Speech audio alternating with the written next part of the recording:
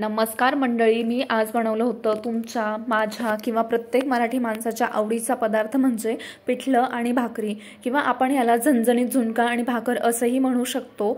प्रत्येक मराठी माणसाची ही चविष्ट अशी डिश आहे आणि प्रत्येकाच्या घरी हे बनवलं जातच।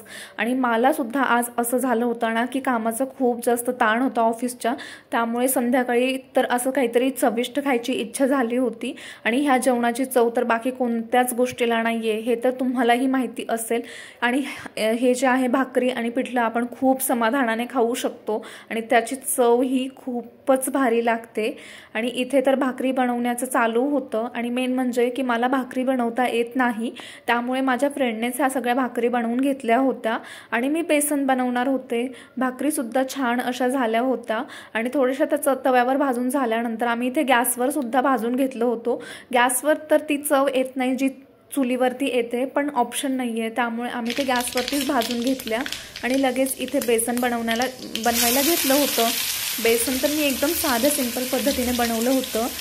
तेलामध्ये जिरे मोहरी टाकली आणि कांदा चॉप करून टाकला होता। तो व्यवस्थित गरम झाल्यानंतर त्याच्यामध्ये लसूण टाकलं, कढीपत्त्याची पानं टाकली। व्यवस्थित गरम झाल्यानंतर थोडीशी हळद आणि लाल तिखट सुद्धा टाकलं। लाल तिखटच्या ऐवजी तुम्ही हिरवी मिरचीचा ठेचा पण टाकू शकता किंवा हिरवी मिरची सुद्धा कट करून टाकू शकता, पण मला लाल मिरचीचं बेसन जास्त आवडतं, त्यामुळे मी हे बनवलं होतं।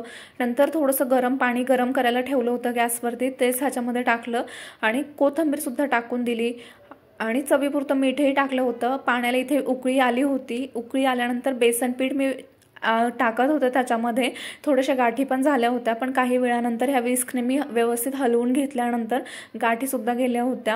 आणि इथे मी बेसनला आता तडका बनवून घेत होते। जिरे मोहरीचा तडका जो आहे तो मी ह्या बेसनला दिला होता, म्हणजेच पिठल्याला, आणि दिसायला तर ते खूपच भारी दिसत होता। असं झालं होतं की कधी एकदा मी ते खाईल। तर असा होता माझा आजचा जेवणाचा मेनू। भेटू नवीन व्हिडिओमध्ये। Thank you so much for watching.